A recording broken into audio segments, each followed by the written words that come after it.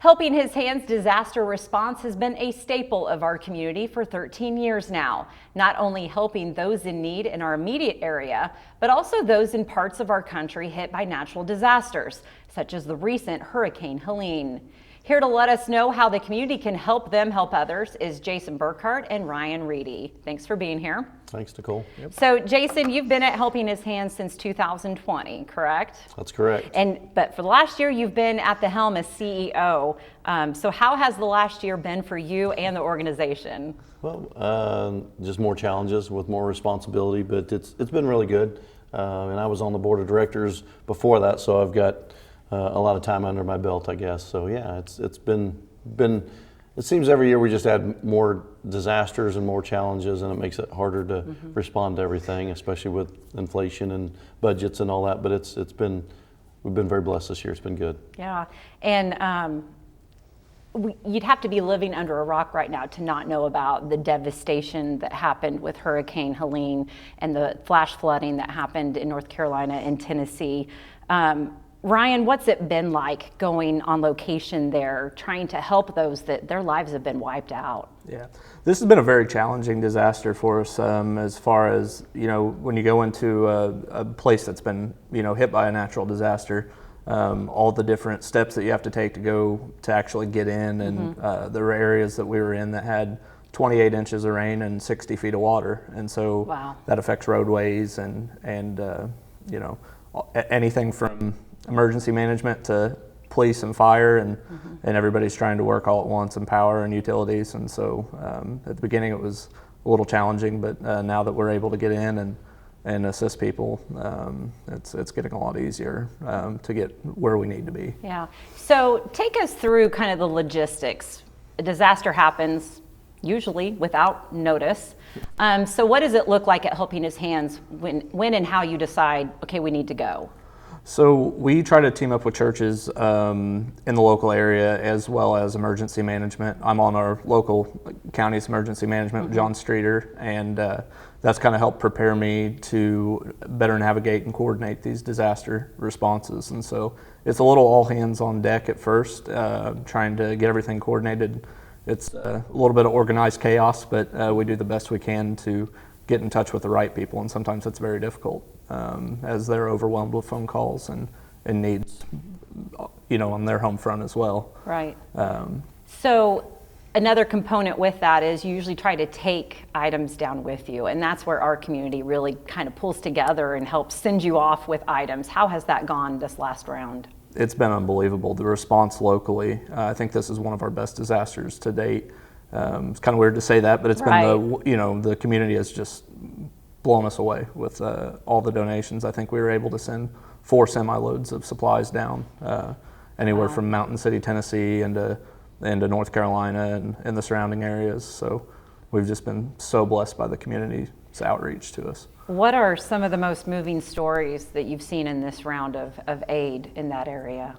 Oh, just, people finding their pets, to finding their loved ones, to finding belongings, that they've lost, that's been swept away. And something we did on this last trip that was a little bit different was, typically we go in and clear roadways and assist with vegetation. And this trip we took 3 engineers with us and built bridges.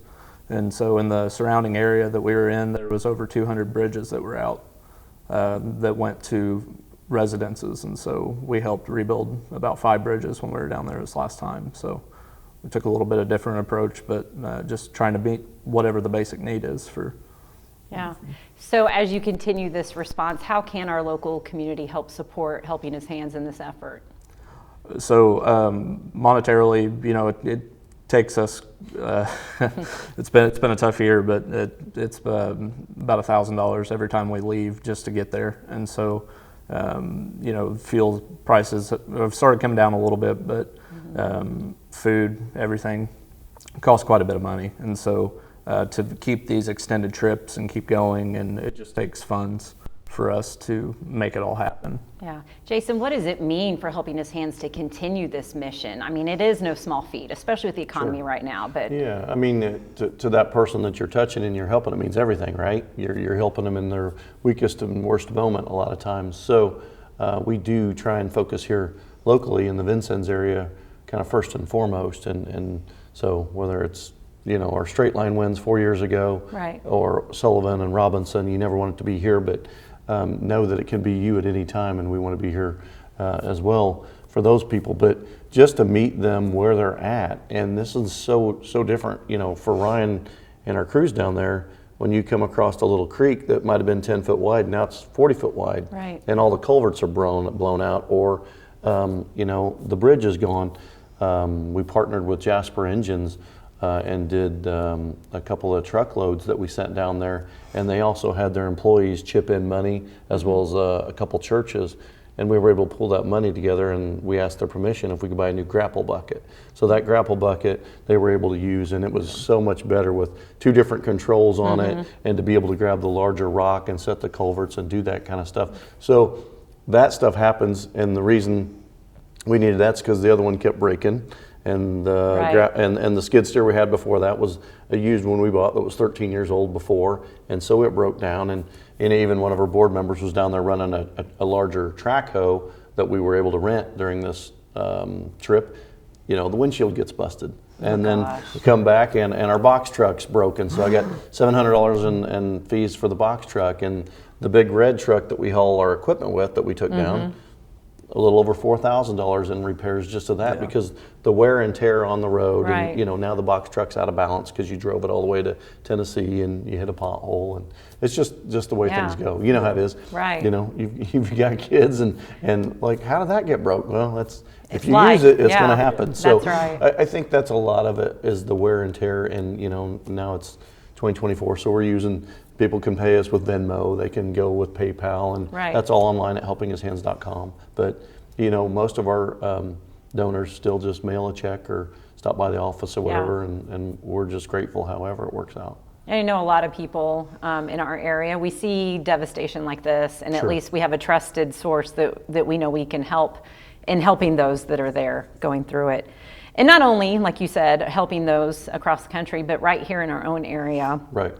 Of course, this time of year, need goes up, especially the seasons change and we're going into the holidays. Tell us about the food pantry and what kind of volume have you seen recently through there? I just spoke to another individual that runs another food pantry here in town this morning, and we've fed over 10,500 people in Knox County alone.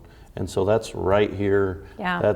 If somebody comes over from Lawrenceville, we're going to serve them, and legally we're supposed to serve them once and just say, hey, recommend you have a food pantry over there, but we're going to serve you and take care of you. That's over 3,000 families so far this year, and around Thanksgiving, Christmas time, especially when it gets cold, it Right. just seems to always get worse. Right. So we're trying to focus on that locally, and we're not just a food bank, we're also a food pantry. Right. So the food pantry, you come to us, but we're also a larger depot in the fact that we're blessed to have this big facility, and we have a forklift. So all these other agencies like Lord's Warehouse, Monroe Right. City and North Knox Social Ministries, and a lot of these places, Salvation Army here in town, feed my sheep in Washington. About an hour and a half out, we will help Petersburg and Lyons, and they come and get their food from us, and we get it from Indianapolis or Terre Haute. And then we're driving over to Evansville and getting bread from Bimbo Breads down there, which is part of Sara Lee. So we're able to, luckily, to get some better products, fresh products, and they're able to give it out in other communities as well. Do you still accept donations of non-perishable items from the public? Yeah, absolutely. Anytime you want to drop canned goods off or peanut butter or whatever, just make sure it's in date, and we'd love to hand that out, because that kills our budget just going out, and we try and buy it by the pallet and do the best we can. Right. And so we actually also have Backpacks of Love inside our building. They run their own ministry, but they use our truck, they use our assets, they use our space, and makes for a great partnership for Right. helping the kids at Vincennes Lincoln. Yeah. So. And I know another service you guys do that some might not think of. You find yourself with mobility issues. It's a huge feat to get in and out of your house. Well, that's where the ramps come into. How many ramps have Helping His Hands built this year? So right now, year to date, we're around 80. Okay, so we're trying to do 2 to 3 a week, depending on weather. Yeah. Like today, we wake up and it's snowing, so Right. you never know. And we do some ramps, and then we do some steps depending, do they have a walker, do they have a wheelchair need, but that is a game changer, and I found Right. that out with my mother-in-law when we were able to build her a ramp and do that kind of stuff. So we always do the labor for free, and that's all of our volunteers that are doing this, or other than Brian Sanders, one of the pastors, he's in his 50s, but most of our guys are mid 60s to 70s, so they're going out as rock stars and building these. But each ramp costs around $700 to $2,000 depending on the situation and the lay of the land and how long it's got to be, and we got to build everything to code. So, and you buy treated lumber, which is very expensive. So yeah, that's a whole nother deal. So it's one of our lost leaders, unfortunately. So again, let our viewers know, how can they help Helping His Hands?